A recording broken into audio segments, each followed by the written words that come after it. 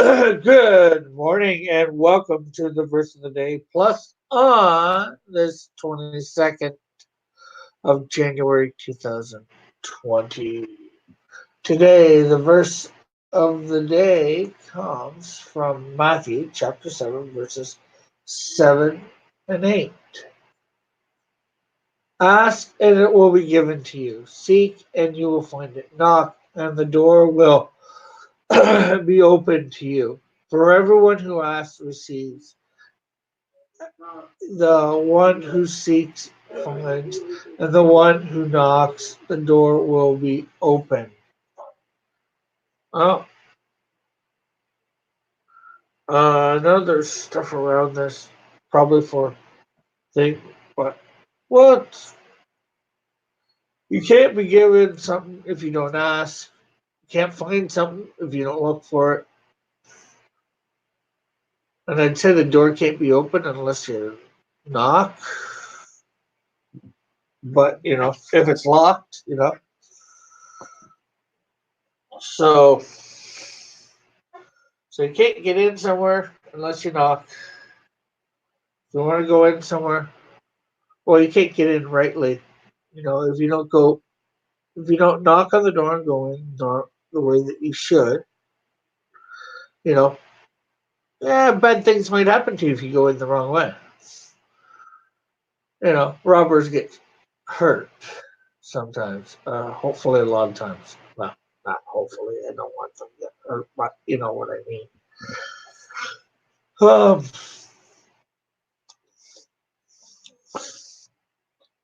and okay, so I'm rambling. I think I can't really think of much with this, but hopefully what I was able to think of was decent. So we're going to move on to the reading. Uh, so we are in chapter 8. We're in section 2, identifying kryptonite. Section 2.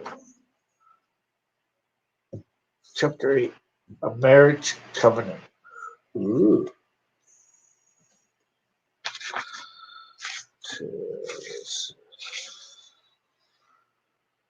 84.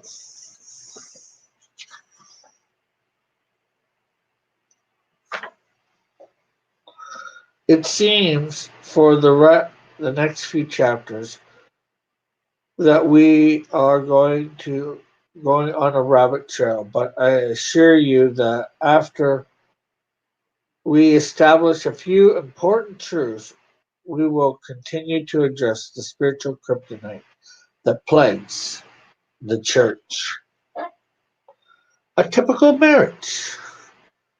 Consider this, which I believe illustrates the sacred exclusivity of our relationship with God better than any other example that I can think of. A young man named Justin has been dating Angela for a year. She's beautiful in his eyes and possesses a magnificent personality. He's deeply in love with her and knows she's the one he wants to spend the rest of his life with. Justin plans the special evening as a perfect moment. He gets on one knee and opens a tiny box and presents her with a magnificent diamond ring. Angela is completely overwhelmed and shocked. She covers her face and her tears of joy begin to flow. Overcome with emotion, she silently but passionately nods her head. When a little more when a little bit more composed, she lets out a cheerful yes, yes, yes, yes, I'll marry you. The storybook wedding takes place a few months later. The honeymoon follows is full of love, laughs, adventures, and dreaming together of their future. It's everything a young man and woman could have wished for and more. Time passes, and Justin happily discovers that Angela is more amazing than he had ever thought. He likes she likes adventure, likes having fun, and has a great sense of humor. She's great with his family and gets along with most everyone. She's smart, witty, and always seems to be one step ahead of him. She's creative, artistic, imaginative. Justin's awed by the beautiful touches she consistently adds to their home. She's a better chef than him, and as a wonderful bonus, she's neat and organized. Needless to say, he's enjoying her contributions to their newly formed union. Their future looks very bright. A few months into their marriage, once they've settled into the rhythm of married life, one evening Justin returns home from work. He anticipates finding Angela waiting for what's become a traditional embrace, a kiss. He searches for her, first the family room, then the kitchen, the backyard, and finally the bedroom. When he finally finds her, it appears she's preparing to go out. Romantic music fills the room, along with what has become a familiar scent of her perfume. To Justin's surprise, she's all made up and slipping into a beautiful black outfit, one that she had wore in the past when he took her out to her favorite restaurant. Her back faces him, and she hasn't seen her husband walk in the room. Yet Justin panics. Oh no, did we have dinner plans tonight that I forgot about? I should have stopped by the florist and got her a bouquet of roses. He breaks into a silence with a cheerful but nervous greeting. Hey, honey. Hello, Evan. Howdy to you two. A little startled, she happily responds, Oh, hey, babe. He opens with a confession. Okay, I guess I've forgotten something. Do we have plans tonight? She immediately replies, Oh, no, baby. A bit confused and now rapidly assessing the situation, he concludes that she's surprising him. He thinks it must be a special evening at home or it's a surprise out on the town, but now she's completely dressed and in her final stages of preparing for the evening. He compliments her. Wow, you're looking gorgeous tonight. Thanks, darling. Justin, still without a clue as to where this is headed, asks, Do you want me to dress up too? Angela, now a bit confused, responds, You can if you want to. Justin, still trying to make sense of the situation, counters, Well, I need to look as good as you do. I don't want to be in my work clothes when you're all dressed up. At last, Angela, seeing through the awkward conversation, says, Oh, honey, I'm going out tonight. I know, that's why I'm offering to dress up for you. Now Justin is really confused. In an attempt to clear up everything, Angela says, No, babe, I'm going out with Tony. We're going to get dinner, catch a movie, and check into the Fairmont Hotel. I'll be back by mid-morning. Uh, who's Tony? Justin fires back. He's my boyfriend from high school. She replies matter-of-factly, What? You can't go out with him? Why not? Because we're married. We're committed to each other. We don't date other people. Are you serious? She retorts. I have a lot of guys I'm still close with. Do you think I'm going to abandon my relationships with him just because we're married? Yes, That's what married people do.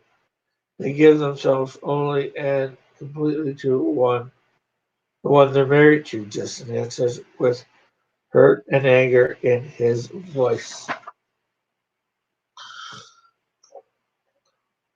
Hold on, honey, Angela says, in an attempt to bring both clarity and some calm to their first major disagreement. You are my favorite. I spend the majority of my time with you. I love you more than any of my old boyfriends, but you really can't expect me not to see them any longer. I've been close with some of them for years. I still love them and I want to enjoy time with them. What's wrong with that? You probably you can probably guess this didn't end well.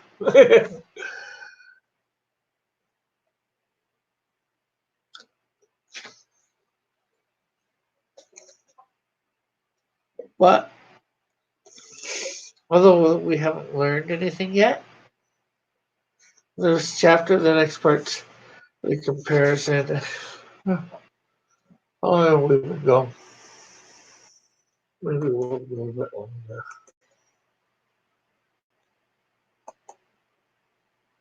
Only 11 minutes. Yeah, we'll go a bit longer.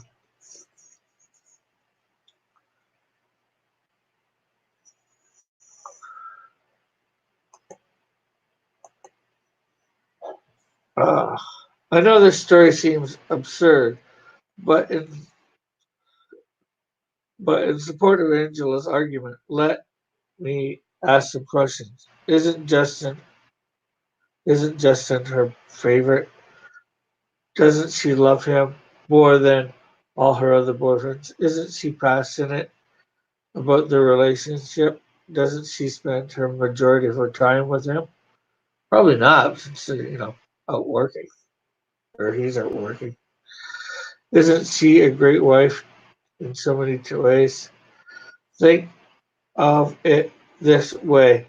Justin could Think of it this way. Justin could have married a slob, someone who just didn't care about the home and couldn't work, someone who lacked motivation and simply didn't add significant to their life together. Does he expect Angela to be perfect in every way? All he has to do, all he has to do is periodically share her with a few other men. He gets her 90% of the time. Why is he so upset? I wonder why. Of course, to most people, these are ridiculous questions. It seems Angela was never informed of the basics of marriage. She was not told it's a covenant between a man and a woman to stay solely committed to each other.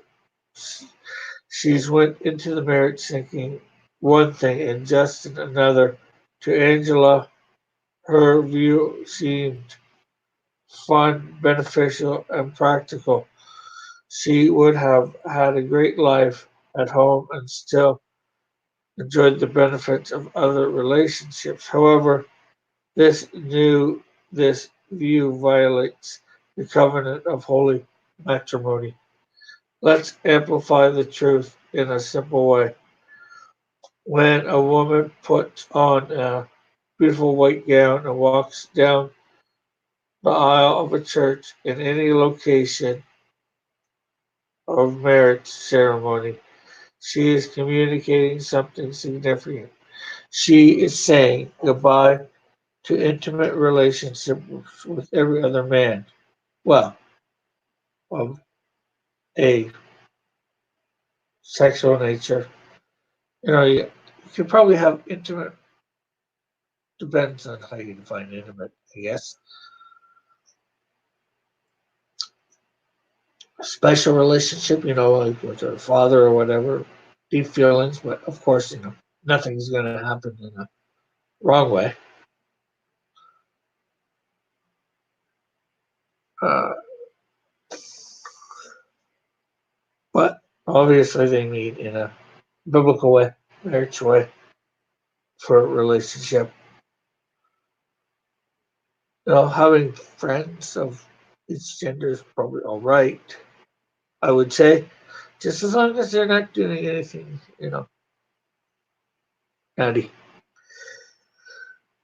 Every other man on the face of the earth. She is terminating past relationships with any boyfriends. Yeah, nothing as a boyfriend girlfriend type thing. I guess is no intimate relationships on that level. Just friends that are boys.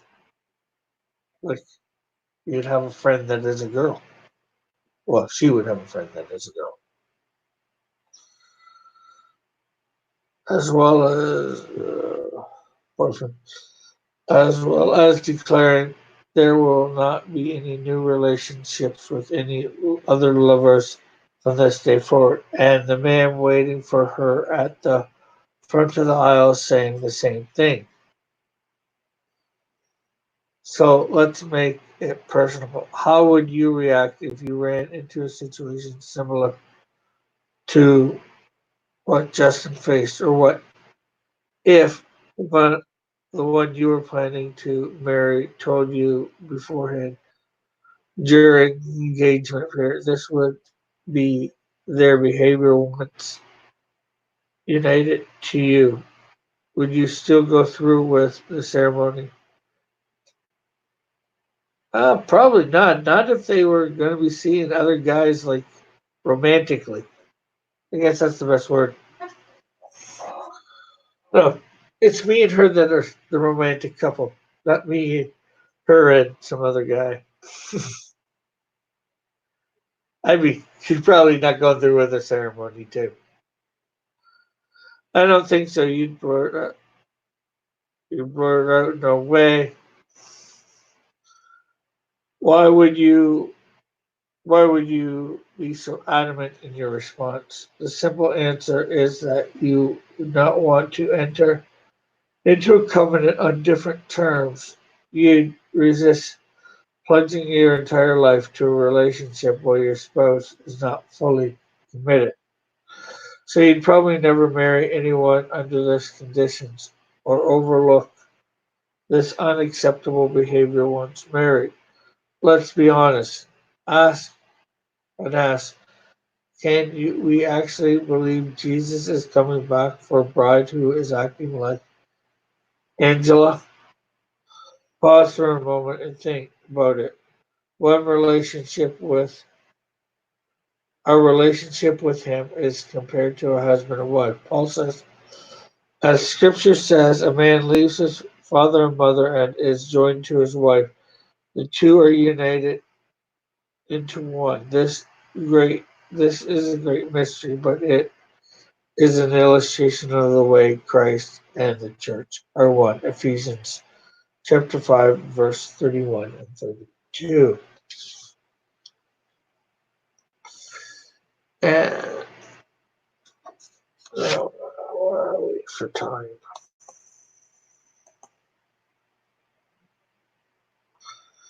Coming up on the 20-minute mark. Well, we're going to get through that tomorrow, obviously. In record time. Well, maybe not record time. So I think we'll end that there for now. And we'll finish this chapter. Well, and start into the next chapter tomorrow as well. So thanks everybody for tuning in, watching, listening, all that wonderful stuff. Hope you have a great and wonderful day. Bye for now. God bless. And please check out High Noon at noon Eastern Standard Time. We'll see you there. Bye for now. God bless. Love you all.